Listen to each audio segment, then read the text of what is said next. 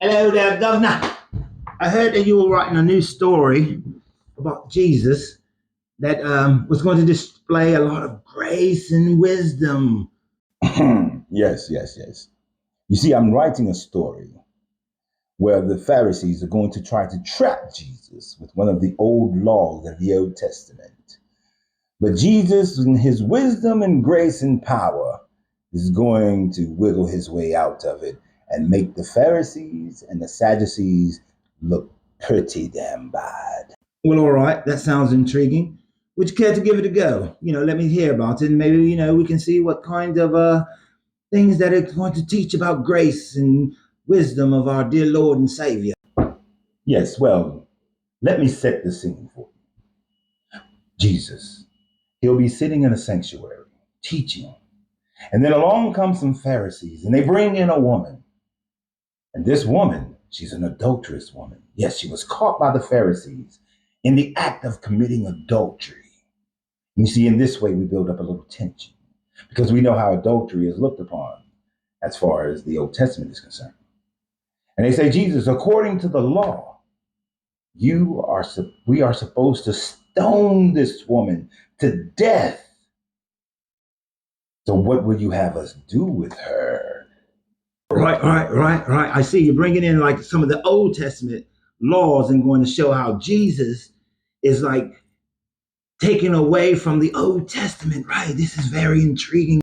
But Jesus, he pause for a dramatic moment. He draws a line in the sand, not even giving the attention to the Pharisees. Right? Can you see it? Can you see it? He's pausing. And the Pharisees are looking at him and waiting for him to say, Oh, let me guess. So, since Jesus has the Christ mind, then what Jesus is going to say is something astounding. Like, I know that we do not consider women to be equal to men, but women are equal to men. So why haven't you brought the male who committed this adultery with her?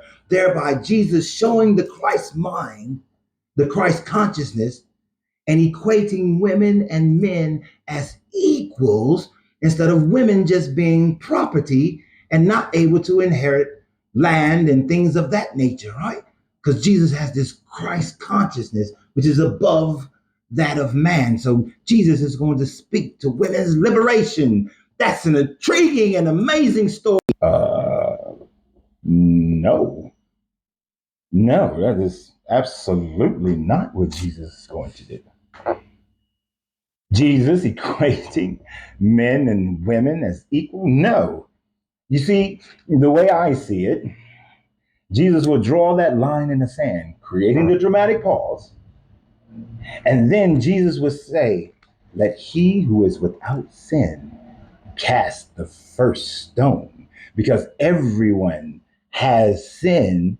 And who are they to then judge? Since, the earlier writer, Mr. Jackson down the street, he said that, judge not for whatever measure you will be judged. I thought that was a brilliant line. So here I thought I would one up him and demonstrate that Jesus is saying that if you are without sin, then you can cast a stone. But equating men and women as equal, no, if we did that, then women would want to come in here and write this book with us. Women would want to own property. Women would then take over society and become leaders and business owners and things of that nature. So no.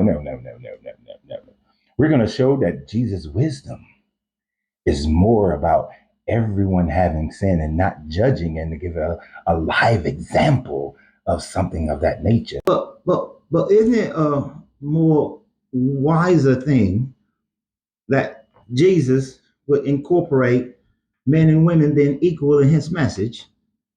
I mean, we already live in a society where women are treated unequally. You know, we are still saying that women, if they are raped, as it says, in Deuteronomy, that if women are raped by an assailant and they don't have, an arranged marriage, that the rapist gets to pay the bride price, and by paying the bride price, she now has to marry him. That's not quite fair to women, right? So why wouldn't we take this opportunity to show that Jesus is above the consciousness of man, and that Jesus does not see gender in the same way that we do, and that Jesus has a higher consciousness than what we have today. Because, in future generations, I can imagine that women will be able to be presidents and be able to run parliaments and be able to own corporations and receive inheritance, and that actually one day men paying a bride price wouldn't even be a thing. So it would take away the whole property rights of fathers over their daughters. So wouldn't it be wise to have Jesus already making this statement? Therefore, it looks like Jesus was ahead of the times. Are you serious? Are you absolutely? Are you daft, as you would say? That Jesus would actually say that women and men are equal, that men wouldn't have to pay a bride price. Of course, this is something that must stay in our Bible. Plus what? Jesus is going to return before this generation is over. So this futuristic time frame that you speak of, when women are equal to men, where women are running countries, where women are running companies, that time will never come. Because Jesus said that, Paul wrote that Jesus will come before this generation ends. Do you think that that much would change in the next 40 years? I doubt it. I doubt it very seriously. So we're not going to worry about that. I think that it is very good the way that it is, that Jesus is showing wisdom and grace by saying that don't judge by whatever measure you shall judge. And it's been demonstrated in this story. So I think that this the way it's been written is the way that it's going to. All right. I'm just saying, if Paul's wrong, and Paul has shown that he's been wrong sometimes, and generations beyond the next one comes, and the next one, and the next one, and it's 100, 200, 300 years from now, and this women are starting to have equality, then I think our Jesus is going to look like he didn't have Christ consciousness. And if he doesn't have Christ consciousness, it could cause people to doubt him. So it's just a suggestion, but I'll let you have it. Christ consciousness. Christ is in the name. So of course he has Christ consciousness and further generations.